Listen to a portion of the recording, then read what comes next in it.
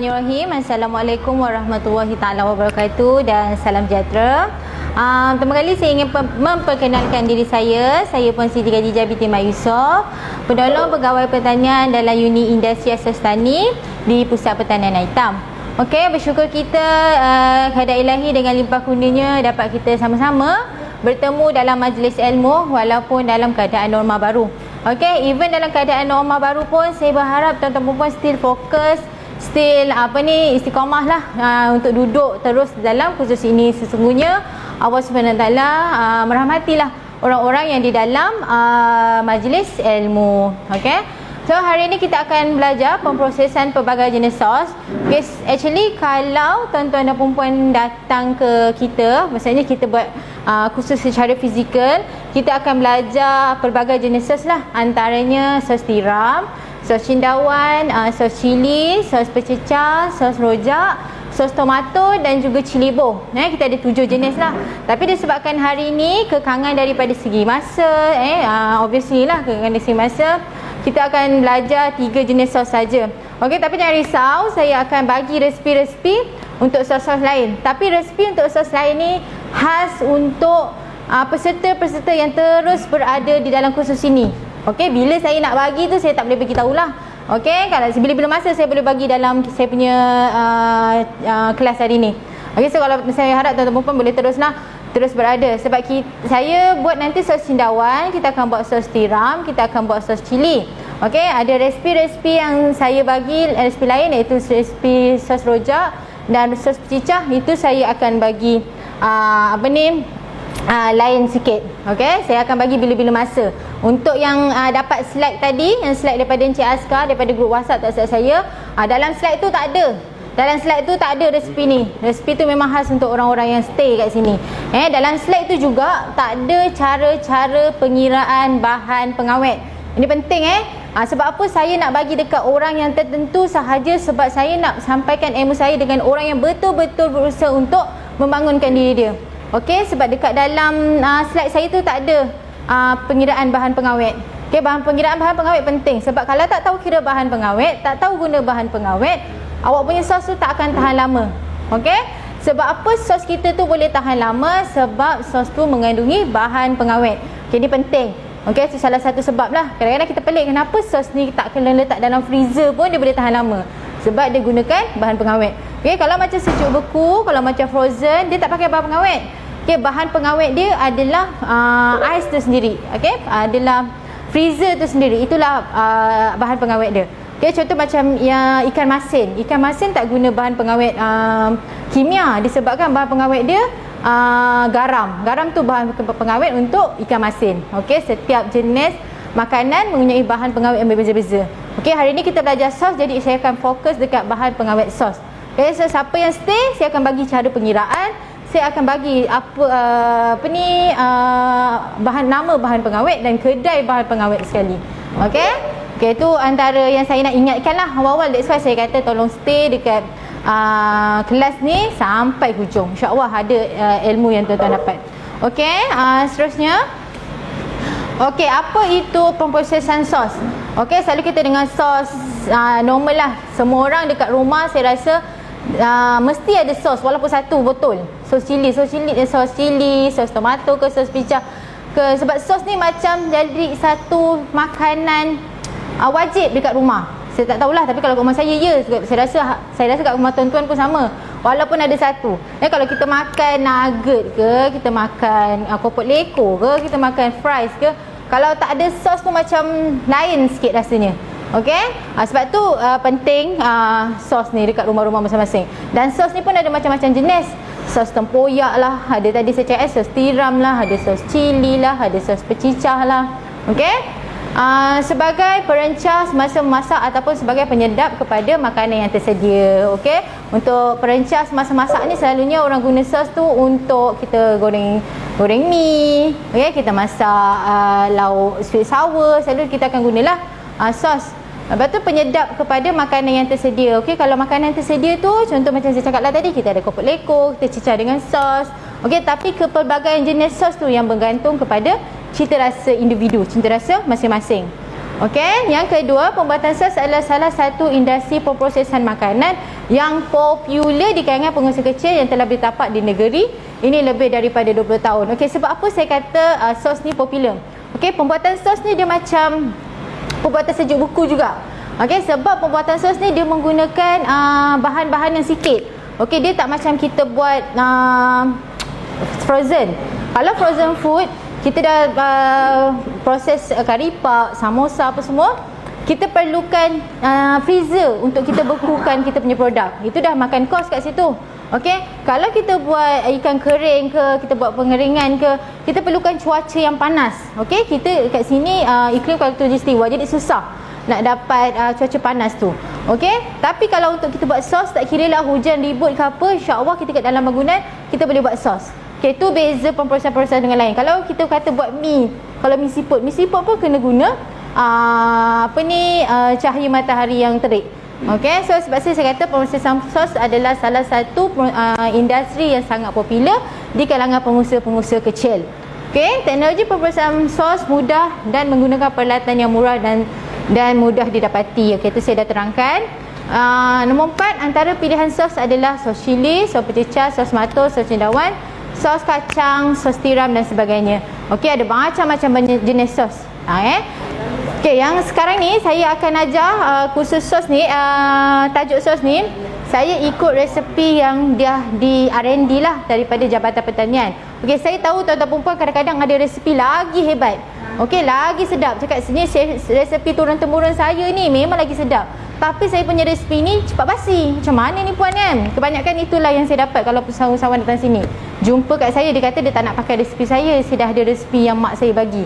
Okey, tapi saya tak reti bahan pengawet, tak reti guna bahan pengawet. Okey, dekat sinilah yang kita akan belajar cara pengiraan bahan pengawet. Okey. Bahan pengawet makanan di bawah Akta Makanan 1983 dan Peraturan Makanan 1985. Okey. Untuk bahan pengawet sos kita akan gunakan sodium benzoat. Ni antara pilihan untuk bahan pengawet. Okey, dia ada asid benzoat, nitram benzoat, sulfur dioksida dan sulfur. Okey, tetapi setiap jenis bahan pengawet kita tak boleh langsam untuk guna semua. Contoh sekarang ni kita akan belajar penggunaan bahan pengawet iaitu sodium benzoat. Okey, jadi lepas tu kita nak buat cordial, kita nak guna pula sodium benzoat, tak boleh. Okey, bahan pengawet setiap makanan adalah berbeza. Itu nanti saya akan terangkan. Okey, sekarang ni saya akan ajar cara pengiraan bahan pengawet. Okey, sebelum tu saya nak tunjuk jat gula, garam, betul, cuka asli. Okey, siapa yang stay dekat sini, saya nak tunjuk ada memang saja saya nak buat kat situ silap. Okey, sebab saya nak tengok tuan perempuan alert ke tidak. Okey, dekat sodium benzoat tu 121 kita tukar dengan 12.5 gram.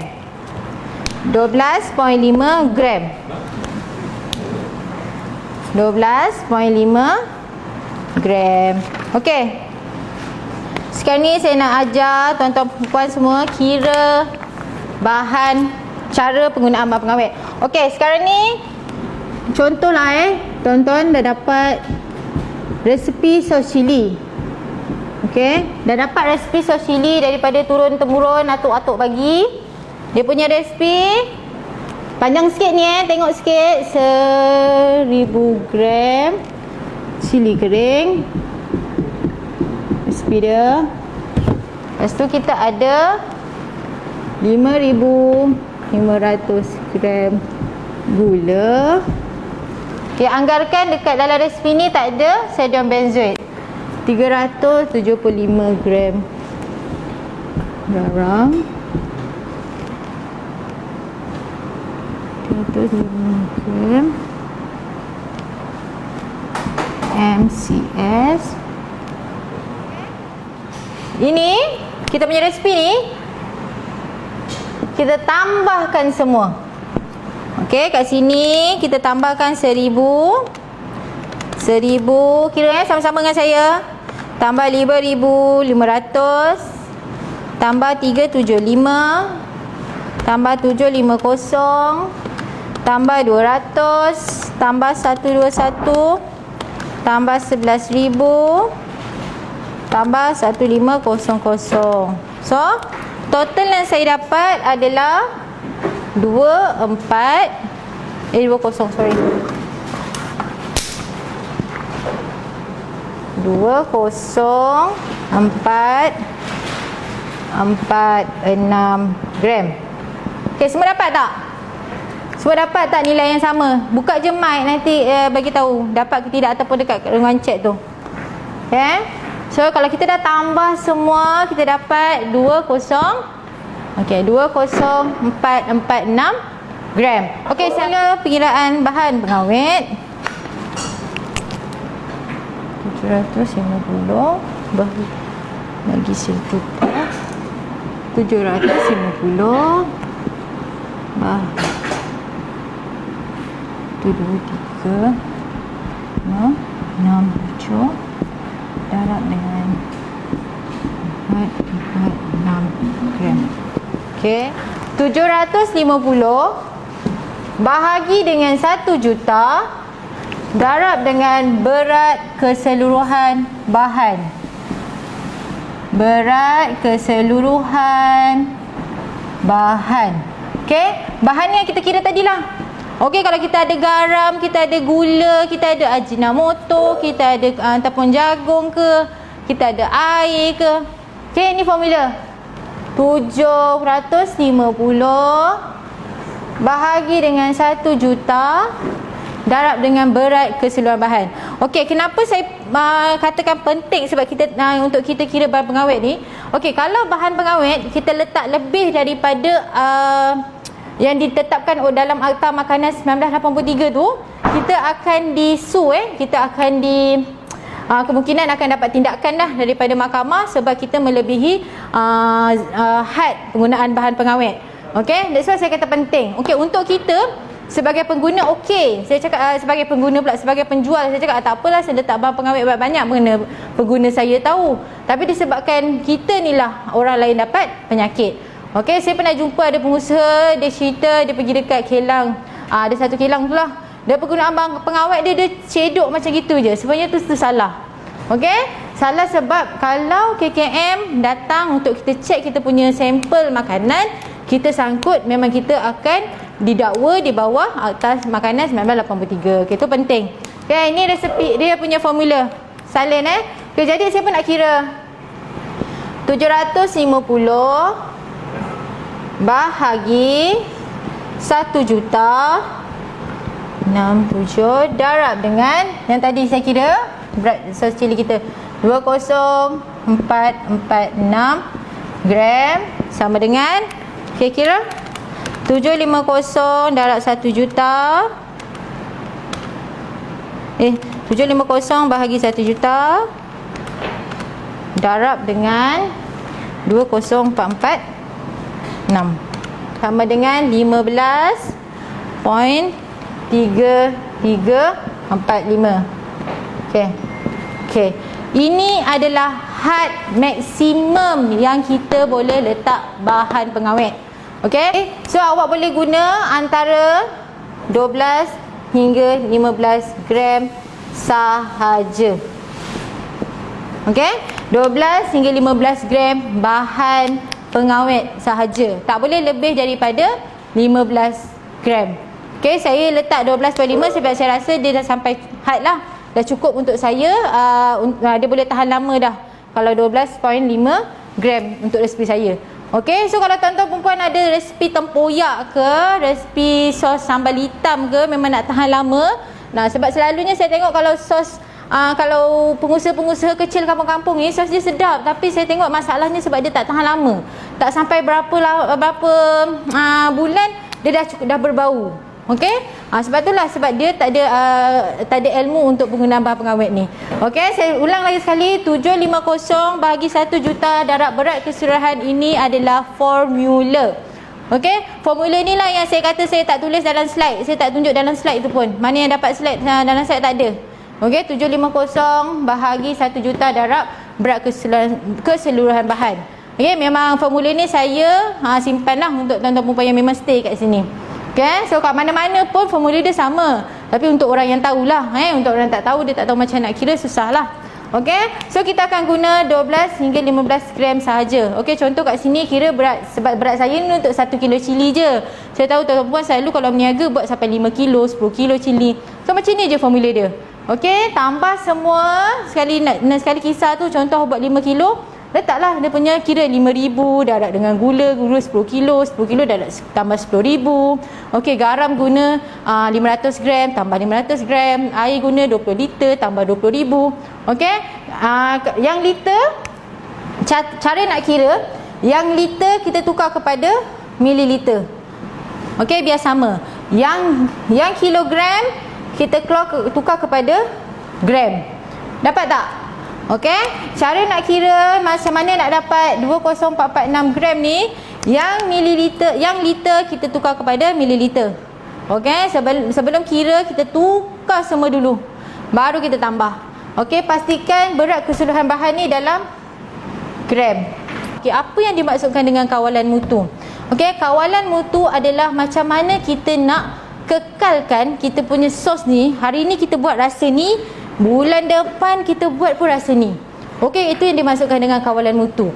Okey, dalam pembuatan sos ada beberapa bahan-bahan yang kita perlu kekalkan mutu dia. Antaranya adalah macam cili, macam bawang. Okey, bawang tu tak ada obvious sangat lah. Yang paling obvious cili. Okey, sebab kita ada macam-macam jenis cili. Ada yang cili yang terlebih pedas, ada yang cili yang kurang pedas. Okey, nanti saya akan satu-satu. Okey, kenapa kita kena jaga kawalan mutu kita? Supaya hasilan bersesuaian dengan peraturan ditetapkan oleh kerajaan dan selamat dimakan. Ini dari segi bahan pengawet tadi. Okey, kita kena kawal mutu kita punya produk supaya produk kita ni selamat.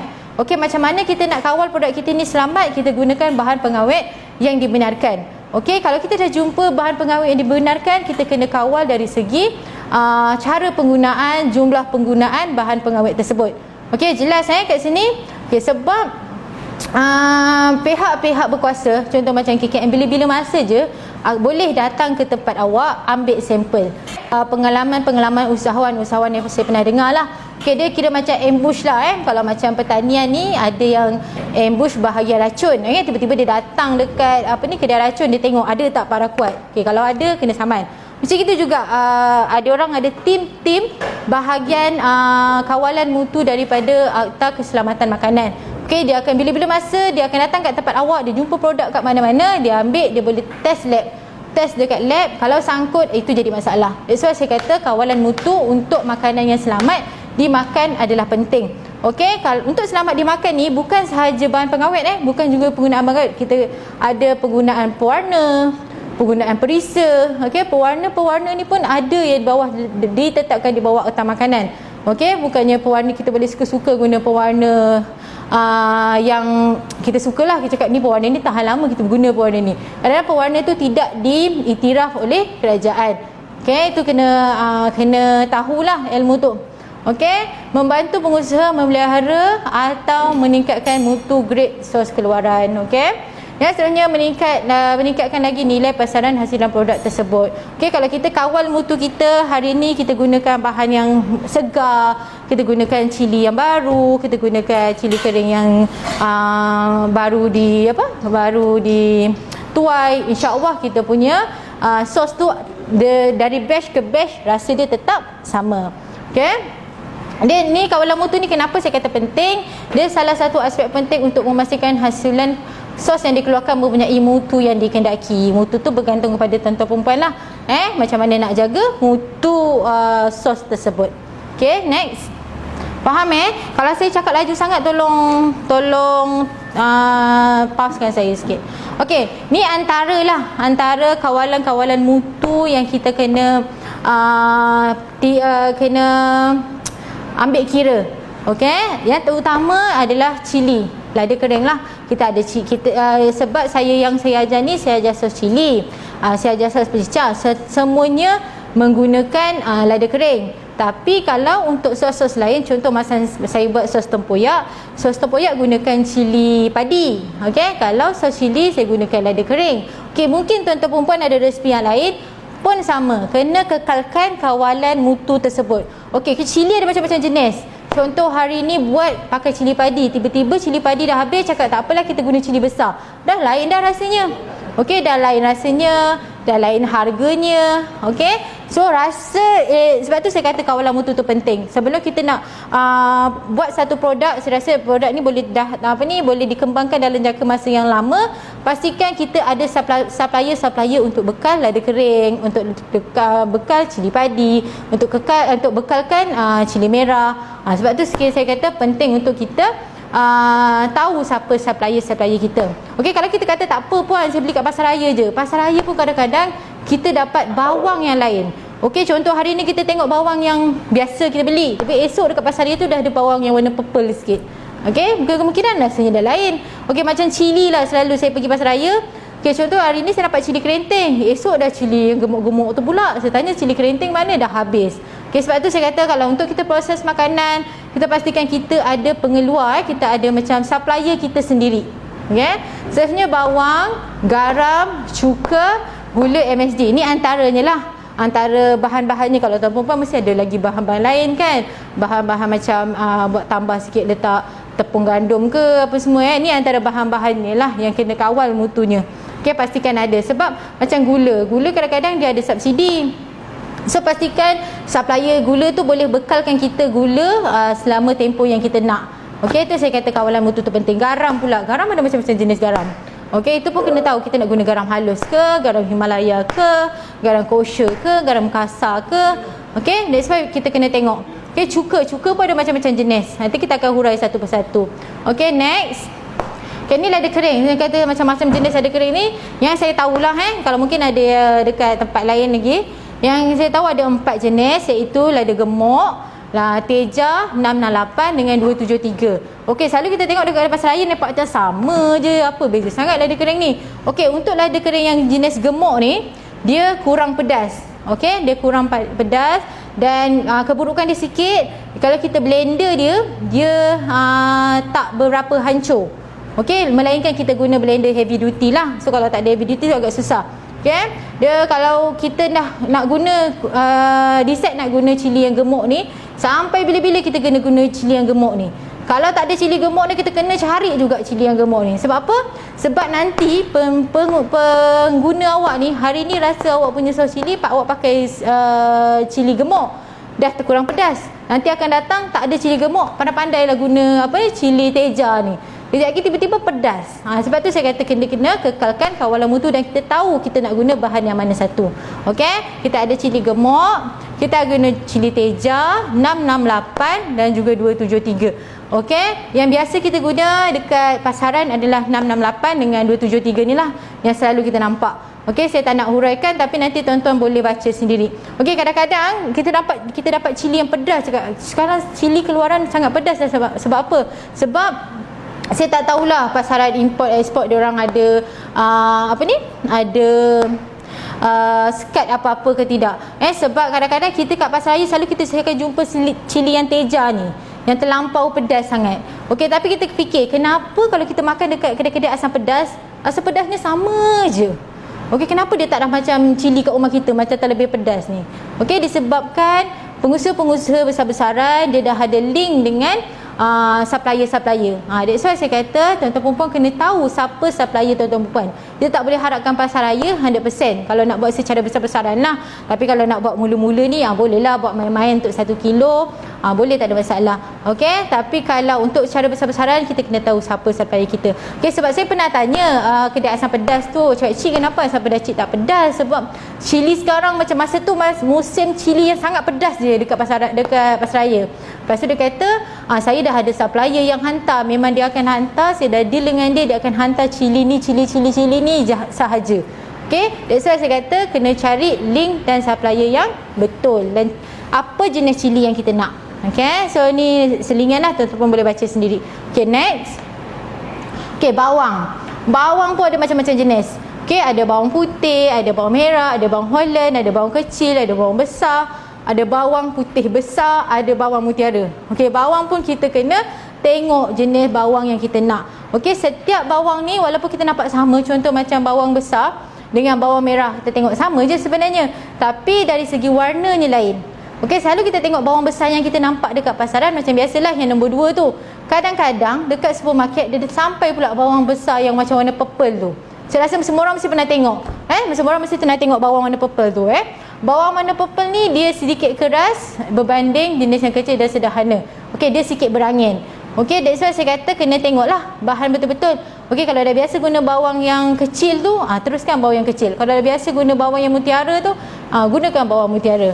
Okey. So bawang putih tu pun ada 2 jenis. Bawang putih yang biasa kita jumpa kat kedai dan bawang putih besar. Bawang putih besar ni bawang putih yang tak sama langsung dengan kita punya bawang putih yang biasa kita nampak kat kedai tu. Dia macam bawang merah tapi warna putih. Warna putih. Dia dekat Malaysia saya tak jumpa, tapi dia banyak guna kat luar negara lah. Saya tak pernah jumpa lagi. Okey, so adalah niat selingan lah untuk tuan-tuan perempuan jenis-jenis bawang. Sama ni kita guna bawang merah, bawang besar, bawang kecil, bawang Holland. Dia tak jumpa, tak nampak lah bawang-bawang lain. Okey, so next. Okey, garam pula. Garam pun ada macam-macam jenis. Okey, ada garam halus, ada garam kasar, ada garam kosher, ada garam bukit, ada garam buluh, ada garam Himalaya. Okey, so kita kena pastikan garam mana yang kita nak guna ni. Kalau kita selalu guna garam halus, kita teruskan guna garam halus. Okey, garam kasar pun sama. Okey, pengiraan garam ni pun sebenarnya ada perbezaan kalau kita guna garam kasar dengan guna garam halus. Contoh kita guna garam, selalu kita guna garam halus. Tiba-tiba garam halus, tapi tak logik lah kan, tiba-tiba garam halus tak ada. Tapi manalah tahu tiba-tiba garam halus tak ada. Kita kat rumah ada garam kasar je. Resipi guna garam, tapi nak guna mana? Okey, kalau guna garam kasar dia ada kiraan dia lain. Okey, kiraan dia ada formula dia lah. Saya lupa tapi saya ada belajar dia punya formula untuk kiraan garam kasar. Okey, so kalau kita dah biasa guna garam halus, kita guna je lah garam halus. Okey, garam kosher ni saya nak share sikit lah. Garam kosher ni macam garam lebih halus daripada garam halus dan dia banyak digunakan di luar negara. Okey, di luar negara popular lah dengan garam kosher ni. Okey, dia sama je dengan garam halus kita, tapi dekat luar negara dia gunakan garam halus. Okey, apa fungsi-fungsi garam ni? Satu, dia obviously lah dia memberi rasa masin. Okey, memberikan rasa masin dalam masakan. Okey, yang kedua, dia berfungsi sebagai bahan pengawet. Dia juga menjadi bahan pengawet, bukannya bahan kimia yang saya kira yang saya tunjuk tadi je. Okey, kenapa saya kata bahan pengawet? Contoh macam kita buat ikan kering. Ikan kering pun kita letak garam. Okey, so ikan kering boleh tahan lama disebabkan garam tu sendiri ada bahan pengawet. Okey, so yang ketiga, dia memberikan sumber nutrien. Okey, obviously kita tahu kat garam ni pun ada macam, kalau kita tengok dekat garam dekat rumah, dekat kedai, ada garam yang ada beriodin, ada garam yang tak beriodin. Siapa perasan? Okey, saya dekat pasar, siapa saya pergi pasar raya, perasan lah. Sebab saya, kalau saya suka tengok ada beriodin, apa beza yang tak beriodin. Okey, kalau beriodin selalunya diletakkan sedikit iodin di dalam garam tersebut untuk beri tenaga kepada kita, sebenarnya nutrien pada kita. Tapi setengah orang tak suka beriodin, katanya bahaya, kita terpulang. Okey, dia ada garam yang beriodin dan tak beriodin. Okey, yang seterusnya adalah pengikat, sebagai pengikat makanan. Okey, pengikat makanan. Contoh kita letak bahan-bahan, contoh yang paling obvious dia dalam pembuatan roti lah. Kalau kita letak garam, dia akan ikat yeast dengan tepung. Okey, itu sebagai pengikat. Mungkin dalam bahan-bahan ni pun dia akan ikat air dengan juga tepung. Okey. Okey, so next. Faham kalau tak faham tolong maklumkan Okey, seterusnya adalah cuka. Kita dekat pasaran ada macam-macam jenis cuka. Kita ada cuka putih, kita ada cuka beras, ada cuka balsamik, ada cuka apple, ada cuka kelapa, ada cuka anggur. Okey, saya bagi contoh je. Untuk huraian-huraian tu tuan-tuan boleh search sendirilah. Jadi kalau saya nak cerita satu-satu memang tak habis ni. Okey, fungsi dia, dia punya cara pembuatan dia. Okey, ni boleh kira sendiri. Okey. Kat sini ada pengiraan. Okey. Pengiraan cuka 10%. Okey, itu tak apa, nanti saya akan pergi balik dengan cara pengiraan ni Sebab pengiraan ni pun penting. Okey, kenapa tuan-tuan pernah tahu apa itu cuka 10%, apa itu cuka 100%, macam mana nak guna cuka 10% dan macam mana nak guna cuka 100%. Setiap resepi berbeza-beza. Okey, contoh macam sos cili, kejap kita tengok resepi, siapa dah tengok resepi kan? Macam resepi sos cili dia guna cuka, tapi kita guna cuka 100%. Okey, macam mana cuka 100% tu, apa efek kepada kita, apa efek kepada makanan tu pun saya akan bagi tahu sebentar nanti. Okey. So next, setiap resepi guna cuka yang berlainan kalau tengok betul-betul. Okay, so next. Okay, gula dan MSG. Gula pun samalah. Gula ada macam-macam jenis juga. Gula pasir, gula kester, gula merah, gula Melaka, gula icing. Okay, gula pun kita kena tahu gula apa yang kita nak guna dan ikut resipi yang telah ditetapkan. So kalau kata resipi guna gula apa ni? Gula halus, gunalah gula halus. Gula icing, gunalah gula icing. Tapi tak mungkin lah. Kalau gula icing tu selalu orang guna buat kek. Orang tak ada buat apa? Buat sos guna gula icing. Okay. Ajinomoto ni sebenarnya daripada perkataan monosodium glutamate, MSG. Okey, ajinomoto ni sebenarnya jenama dia. Sebenarnya dekat Malaysia ada macam-macam MSG. Ada MSG yang kita beli timbang lagi. Tapi yang selalu popular sampai kita lupa nama dia sebenarnya MSG adalah ajinomoto. Okey. So kalau nak secara nak buat besar-besaran boleh beli dekat kedai-kedai bahan kimia. Cakap dia nak beli MSG, monosodium glutamate. Kalau kita cakap ajinomoto tu sebenarnya jenama. Okey. So lebih dikenali sebagai ajinomoto tapi nama sebenar adalah monosodium glutamate iaitu MSG. Okey, so next. Okey, ni adalah antara sos yang kita akan belajar. Sos cili, sos tiram dan sos cendawan. Okey, so kita akan tunjuk tiga-tiga demo sebentar lagi. So kita akan nanti lepas ni kita akan berehat dan kita akan terus kepada amali. Okey, so next. Okey, ni resipi sos cili. Seperti tadi, cili kering 1 kilo, gula, garam, cuka. Kat situ sodium benzoat tadi, sodium benzoat ada siapa belum tukar ke? Saya tukar 12.5 gram. Tukar sodium benzoat nombor 5 12.5 gram. 12.5 gram. Okey, bawang putih, modified cornstarch, air blender dengan air bacuhan blender. Tak ada siapa ke yang nak tanya saya apa modified cornstarch tu? Semua dah tahu ke? Semua dah tahu ke modified cornstarch tu apa? Jawab sikit dekat chat tu. Siapa pernah dengar modified cornstarch ni? MCS ni. Ada siapa pernah dengar tak? Pernah. Siapa pernah? Tengok sini sikit Azri, tak nampak. Ke sini sikit dia punya apa tu? Saya tak nampak. Okey. So tak pernah. Sodium tu biasa ada jual dekat mana ya? Okey, tepung jagung ni. Okey, pandai. Apa Encik Hamzani. Okey, modified cornstarch ni adalah nanti saya jawab yang sodium benzoat tu. Okey, modified cornstarch ni adalah tepung jagung yang telah dimodify khas untuk kita buat sos. Okey, modified cornstarch MCS ni ada berbagai jenis. Ada MCS 30, MCS 20, tapi selalu kita guna 30 dah. 30. Okey, ini dah beberapa kali lah saya dapat saya dapat perkongsian daripada rakan-rakan yang belajar dekat jabatan juga. Dia kata kadang-kadang yang dulu resipi dia pakai MCS, dia punya sos dia pekat elok. Tapi sekarang tak berapa nak elok. Jadi saya pun pergilah tanya dekat pengusaha kedai menjual bahan kimia tu. Dia kata kemungkinan dekat MCS tu dia punya formula dia yang dah berubah. Okey, so kat situ kita kena kita kena tengok balik resipi kita.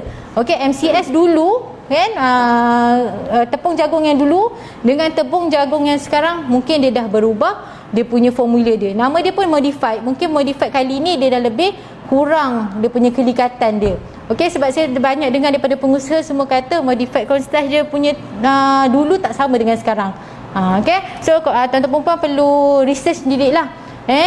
Cari kedai yang betul-betul cornstarch, modified cornstarch yang sesuai dengan perempuan.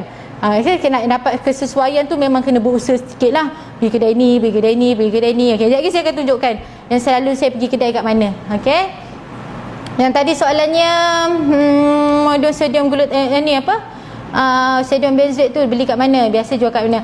Okey, sodium benzoat ni bahan dia dijual di kedai bahan kimia makanan.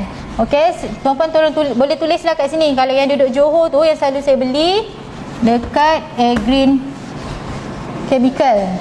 Okey, boleh search dekat ni lah. Search dekat Google. Nampak tak? Green Chemical. Kat mana Puan Aida? Taman Emas. Taman Emas Johor Bahru Taman Emas Johor Bahru. Okay, ini kedai rahsia saya bagi. Yang ada dalam kursus ni je boleh tahu. Kalau tak ada, carilah dekat Shopee. Okay, Air Green Chemical. Bukan saya promote kedai lah, tapi kedai ni saya senang. Saya senang pergi kat sini sebab macam-macam semua saya boleh dapat kat sini. Saya boleh dapat modified cornstarch kat sini. Saya boleh dapat cuka asli dekat sini. Saya boleh dapat bahan-bahan nak buat sos tiram dekat sini. SG caramel, perisa tiram. Okay, so ni Air Green Chemical. Boleh search dekat Google, cari nombor telefon, dah pergi tengok bahan-bahan kat sana. Okay, ni kedai-kedai macam gini ramai yang tak tahu ni, sebab dekat kedai-kedai dekat kedai bakery selalunya dia tak ada jual. Dia tak ada jual bahan-bahan kimia yang pelik-pelik ni, dia tak ada. Okay, tapi kalau kat sini semua ada. Sodium ada, cuka ada. Cakap je nak apa. Okay, ni ni sos tiram. Kita masuk kat sos tiram. Sos tiram kita gunakan gula.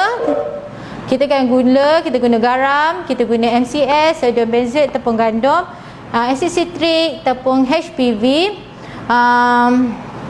MSG, perisa tiram dan caramel sauce. Okey, ni nanti kejap kita nampaklah masa amali bentuk-bentuk dia. Tepung HPV ni adalah high protein vegetable. Okey, so ini tepung HPV ni. Tepung HPV, high protein vegetable. Ni tepung HPV. Dia warna ni. Kalau bau dia pun bau, kalau perempuan datang dekat dengan saya pun bau dia macam bau sos tiram lah sikit-sikit. Okay, bau dia macam Ajinomoto terlebih sikit. MSG, sos tiram, caramel sauce. Caramel sauce ni pun kita boleh beli dekat Air Green Chemical. Sebab sos tiram ni guna banyak bahan kimia. Okay, dulu sebelum saya belajar cara buat sos tiram, saya ingatkan sos tiram tu macam kita ambil tiram dekat laut, datang sini proses. Rupanya tidak. Okay, sos tiram tu nama dia je. Okay, bahan-bahan dia tu semua bahan-bahan kimia. Okay, macam perisa tiram, caramel sauce, tepung HPV, itu semua bahan-bahan kimia. Okay, tambah dekat situ kita gunakan CMC 80 gram. Tulis CMC 80 gram.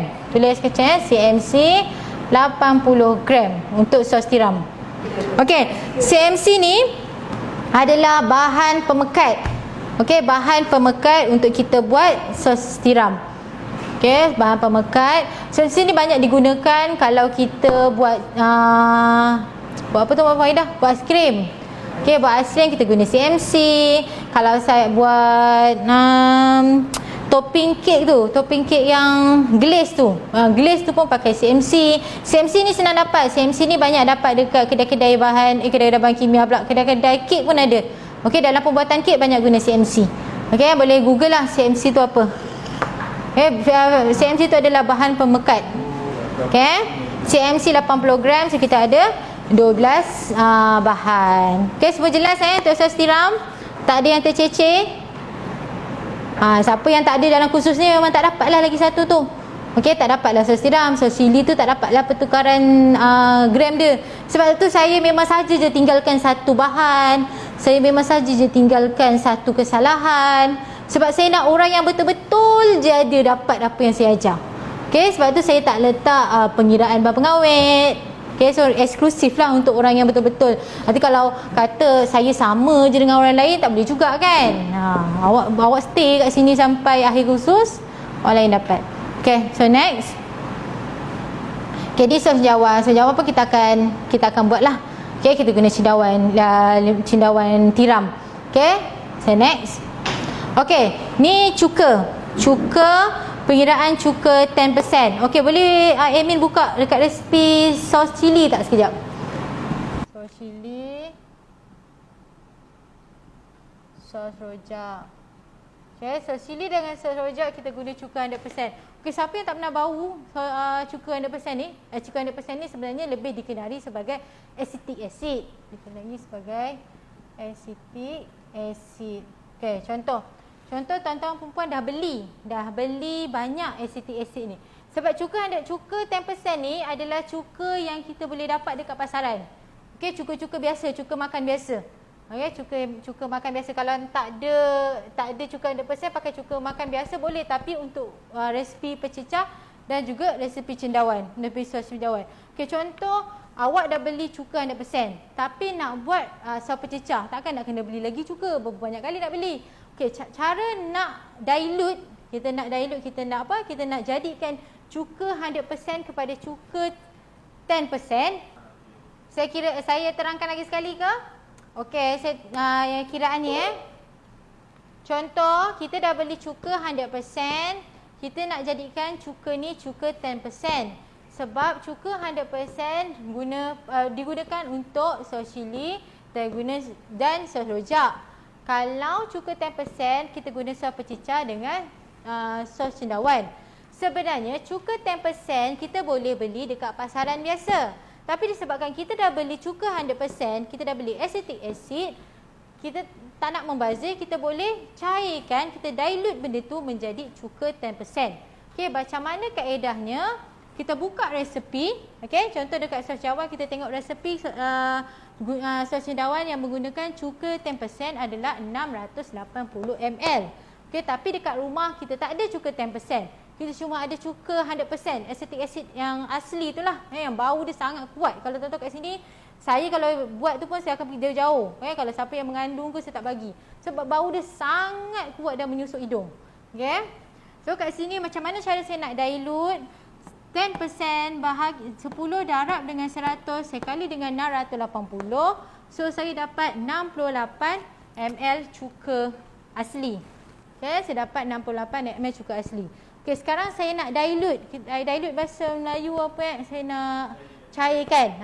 Saya nak cairkan cuka 100% kepada cuka 10%. Iaitu saya tolakkan 680 ml resepi tolak dengan 68 ml cuka asli. So saya dapat 612 ml air. Okey, saya dapat 612 ml air. Okey, macam kalau kita nak dilute, kita guna 612 air. Kita tambah dengan 68 ml cuka asli. So 612 tambah dengan 68. So dapatlah jawapan dia 680 ml. So kita tak payahlah nak beli cuka asli. Kita nak beli cuka 10%. Macam-macam nak beli. Okay. So cuka kalau acetic acid tu cuka 100% dalam satu botol tu dalam 5 liter. Dia boleh pakai banyak. Dia boleh pakai banyak kali.